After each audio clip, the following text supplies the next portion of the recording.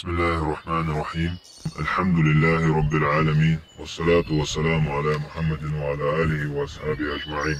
أما بعد. Саляму алейкум ва рахматуллахи ва баракатуху. Сегодня 1 июля 2023 год.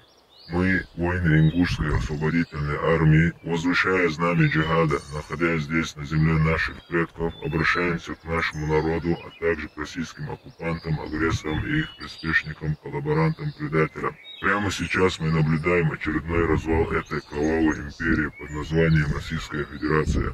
Мы видим, что различные силы, как ЧВК «Вагнер» во главе с Пригожиным, уже сегодня устраивают перевороты, а региональные царьки на Кавказе становятся все более активными. Они стремятся достичь своих целей и защитить свои интересы. Мы должны быть готовы отразить любые вызовы и не стать легкой добычей в руках наших врагов. Мы не позволим снова обмануть наш народ и учинить очередной геноцид над ним.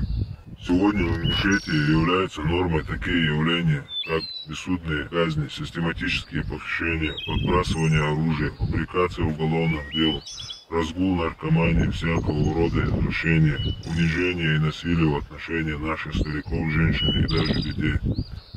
Мы наблюдаем намеренное потворство и прикрытие торговцев наркотиками, а также полное бездействие по отношению к различным преступлениям.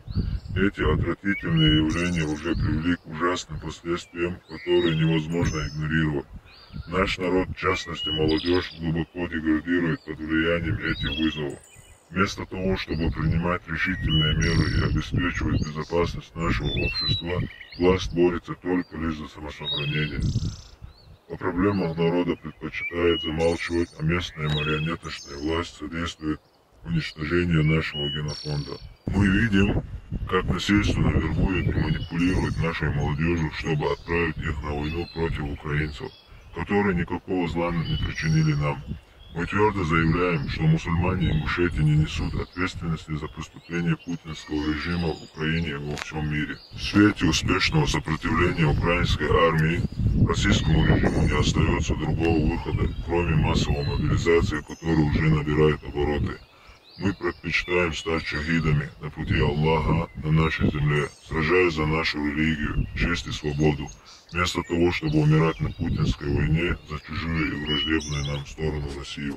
Призываем всех братьев Аллайчи и на всем Кавказе к организованности и дисциплине. Все мужчины, которые обладают навыками владения оружием, могут принять участие в формировании джамаатов и начать процесс боевого слаживания и военной подготовки в соответствии с имеющимися возможностями. Также мы призываем вести активные разведывательные мероприятия, применять методы как активной, так и пассивной разведки, используя как технические средства, так и агентурные данные.